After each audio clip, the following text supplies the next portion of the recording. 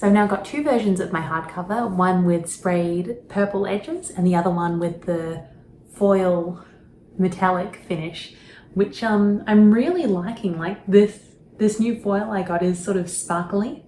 I think I could, in fact, now that I've unwrapped it and I'm looking at the details, I'm like, oh, the edges could be a bit better. So I might do another layer of foil on this, but definitely don't have the same like flaking and peeling issue I had before. The pages came apart so easily. You can see, like when I flick the pages apart, you can see little bits coming off, but it's like sort of glitter showering around, but the overall effect still looks really good. So now I want to cover this pretend cloth with actual real book cloth. I have two types of cloth that I bought. The first one is this buckram, which I bought because that seemed to be the most common thing, so I assumed it was good. The problem is, now that I see it in person, it's like got some sort of coating, so I don't think the design I want to apply to it is going to work because I'm going to use heat transfer vinyl for the foil design, so I don't think that'll stick to this. The other problem is that it's not tall enough. So technically it is taller than the book, but there isn't enough excess for it to fold around the edges properly. So we're not going to use this one. The other one I've got is, I'm not actually sure what type of cloth this is. I just checked my order and it was called CC. Not sure what that means, but I'll put the details like in the description or on the screen.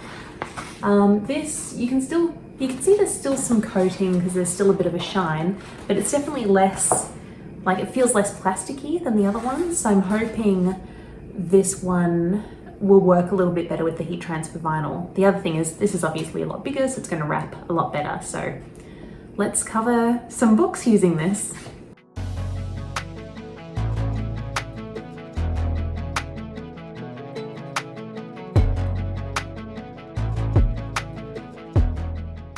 So I've covered the outside of both books in book cloth. I'm going to let them sit overnight, like weighed down by some heavier books, because I think it's just good to let them sit for a bit. And I'd like that to be really, like I'd like the glue to be dry and for it to be really stuck before I try folding and potentially doing damage. And there are other things I've rushed in this process and the result hasn't been great, so let's stop rushing.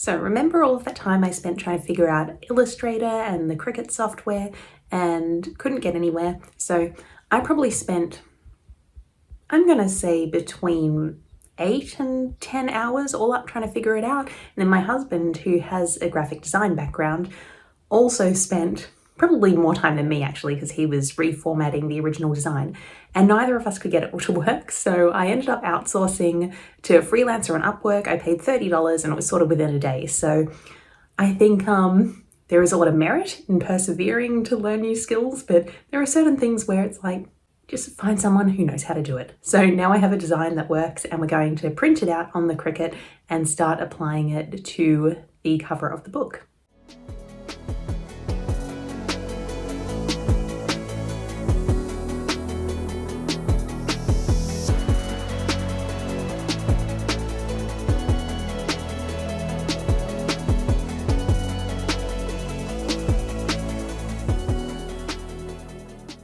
So printed that out on the Cricut this morning, just peeled it back or weeded it to use the industry terminology, and now I'm trying to apply it to the cover of the book.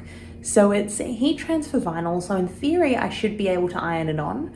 The package of the vinyl didn't have instructions, but online people say they usually use the wool setting on the iron, which is what I'm using. But the plastic's not peeling back very well. So I'm going to Google for some help. I don't know if I just need to wait for it to cool and then peel the plastic back or what, but like I just tried to peel back the corner and it was coming back really cleanly, which was good, but there was a little bit on the border where the foil was still attached to the plastic instead of the book. So I put it down, ironed it some more, and then when I tried to peel it back again, the corner that previously came off cleanly did not, like it was sticking to the plastic instead. So maybe the heat's too high, but yeah, I don't know. Such a shame because it looks so good. I just wanted to attach to the book. Okay, we have an update. I just looked at the instructions online. Apparently for the metal vinyl, which is what I'm using, I'm supposed to have the heat between cotton and linen, so much hotter than I had it, and then I need to let it cool down before I peel the plastic off. So I'm going to run the iron over it again and fingers crossed it peels okay.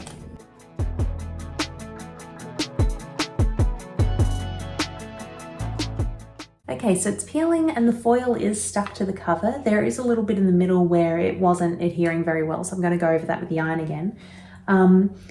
I can see that the plastic shifted at some point when I was ironing, possibly between when, like the first round I did, which was at the wool setting, and then when I went back again with the cotton and linen one, because you can see in the corner that like you've sort of got the DNA design and then you can see the glue of the DNA design where it was previously sitting. I'm going to try and get the middle bit to stick a bit better, but I don't think there's anything I can do about the bit where the glue is showing. I might Google a little bit. This isn't going to be perfect, but I think, like now that I know the instructions, now that I know the heat I should use, and now that I know I need to wait for it to cool before trying to peel, I think the rest of it should be better. So I'm going to iron and finish peeling this, and then I'll do the back and spine and see how it all looks.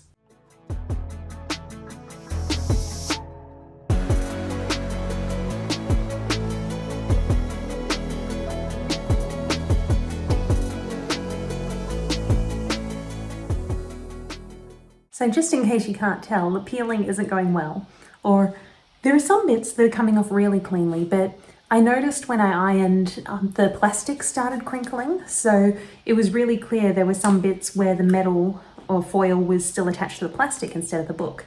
So I waited for it to cool and tried peeling to see what would happen, and of course those bits aren't sticking. So now I'm like re-ironing those bits to help them stick, but I'm not feeling good about this one. So I did do the correct heat this time. I covered it in some baking paper or parchment paper, which you're meant to do, which I didn't do last time. But the official website say keep the iron on it for 5 to 10 seconds, whereas a YouTube tutorial I looked at said keep it on for like 25 seconds. And I kept it on for 25 seconds, which I think I should have done the 5 to 10 because I then found a YouTube tutorial from the company that does the vinyl, and they said you can overpress it, and I think that's why everything's crinkling, so not good.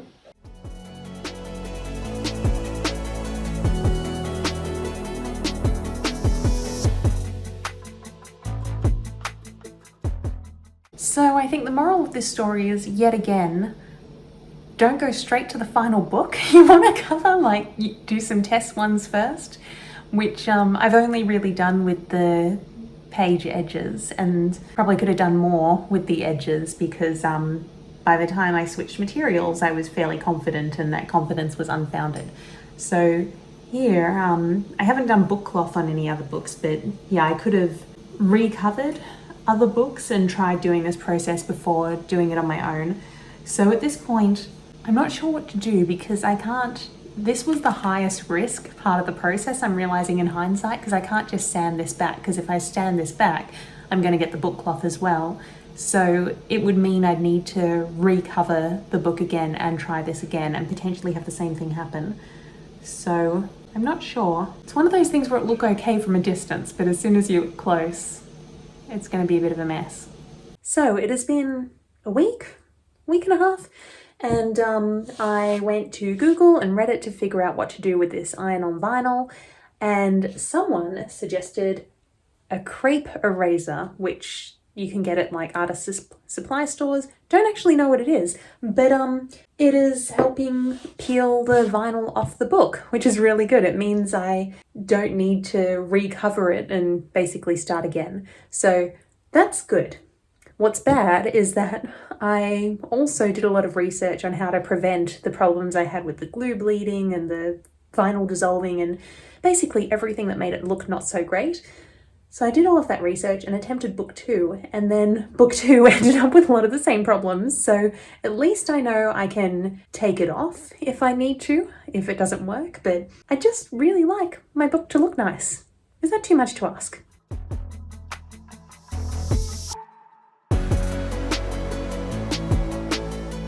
So we're almost there. I've got my rebound book.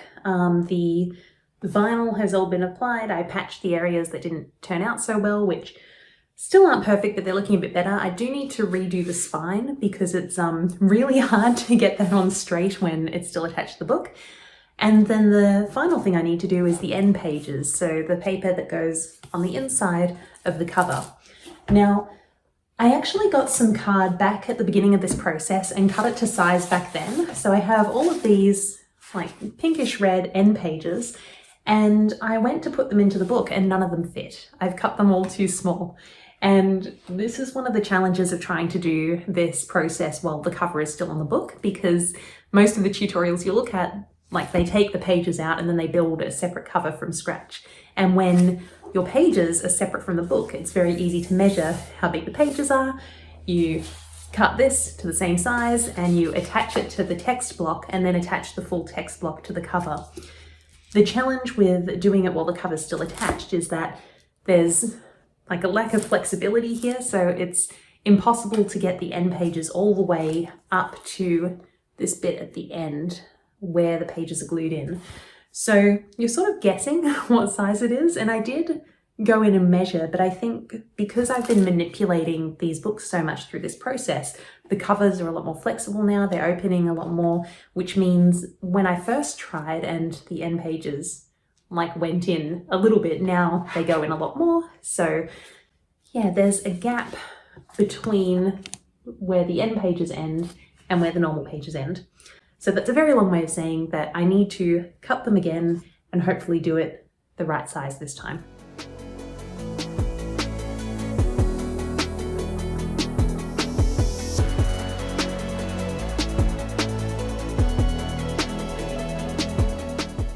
I'm finally done.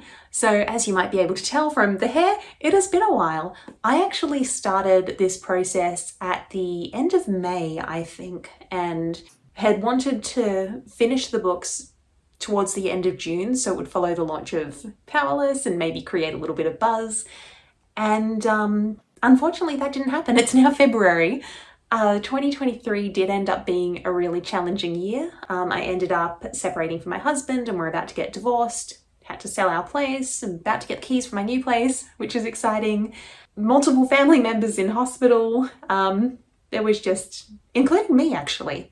But so multiple family members in hospital, death of the family, legal issues with previous death in the family. It's been a lot. So because of that, this video and the books did take longer than expected, but I do have my special edition versions now. I ended up doing 4. So I've got 2 with the sprayed purple edges and 2 with the silver edges. And I thought I'd just wrap up with some learnings and thoughts. So for the edges, the main difference was having the right materials. So as soon as I switched to the We Are Memory Makers foil quill, doing the shiny edges was so much easier. For the sprayed edges, it is definitely a faster process because you go shh and you're done. It is a little bit hard to get full coverage because if you're covering up the cover with wrapping paper or baking paper, that tends to balloon out like over the edge of the book. It isn't exactly flat, so that means it can cover the pages at the very front and end of the book and it's harder to get them sprayed. In hindsight, because I didn't do the book cloth until afterwards, I realized I didn't need to cover it at all. Like I could have just left my naked book and sprayed it because it doesn't matter if I get spray paint on the cover because I'm covering it. So if I were to do this again, I would spray it that way. But I do think that the shiny foil looks quite good. So now that I've found a brand that's reliable, I would use that again if I was doing it in future. For the cover, the book cloth was actually the easiest part, which I was worried about because obviously I didn't remove the cover from the book itself, so I was wrapping it around the book. But yeah, it was still very straightforward, so that was a pleasant surprise. The most challenging piece was doing this iron-on vinyl design. I didn't capture all of the frustration on video, mainly because my marriage was falling apart, but I found it really difficult to get consistent coverage. Some parts would adhere really well, and then others would just stay stuck to the plastic. So when I peeled the plastic off, it would stretch because the plastic was pulling on it. So it would stretch, and I'd hold it down to get it off the plastic and re-iron it. But then sometimes it was a bit distorted. There are times when the glue bleeds beyond the vinyl as well, so it doesn't look as clean as it could have. I don't know, I thought after the edges everything was going to be easy, so I got surprised that that part was even more difficult. And I did reach out to That's My Bookshelf on Instagram to ask how she does it so well. And she said she had a lot of trouble with a traditional iron, and it wasn't until she got the Cricut heat press that things started to go smoothly. Given that this was like a one-time thing, I've already invested in a Cricut machine, I'm not going to invest in the heat press as well. But I think it's just another example of having the right materials and the right tools does make things a lot easier. I don't know, I do feel a bit mixed about this experience, mainly because of the personal things it coincided with.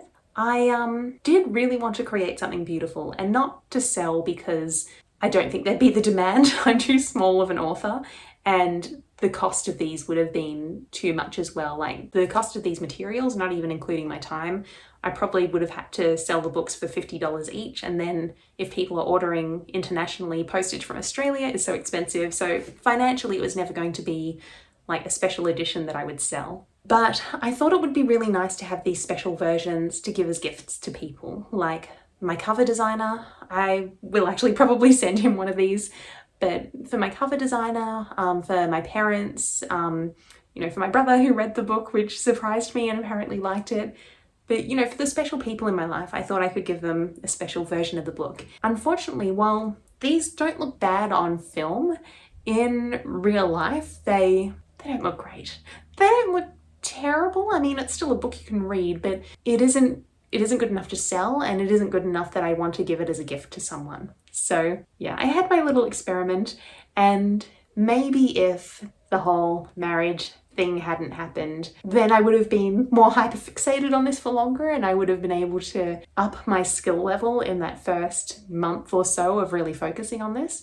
But because I did have the interruption, like every time I went back to try and finish them, I found that I'd forgotten some of the tips and tricks that I learned last time, so I just never really progressed beyond the beginner level. Sorry, that's a bit of a downer to finish this video on. I suppose the upside is I did actually finish the books. I do have, 4 of these books. They look nice on video, even if maybe they don't look as nice in real life. So all in all, it was a fun little experiment, but having done this, I now have so much more admiration for all of the people doing this on Instagram and TikTok, and I know how much skill it takes, and I admire them a lot. So that is all from me for this saga. If you have ever tried doing your own bookbinding, or if you're an author and have tried creating your own special edition, I would love to hear how you went in the comments, and maybe you have some tips for what I was doing wrong, and who knows, maybe on my next book I'll feel more motivated to try again. Anyway, I hope you're having a great day, evening, whenever it is, wherever you are, and I will see you next time. Bye.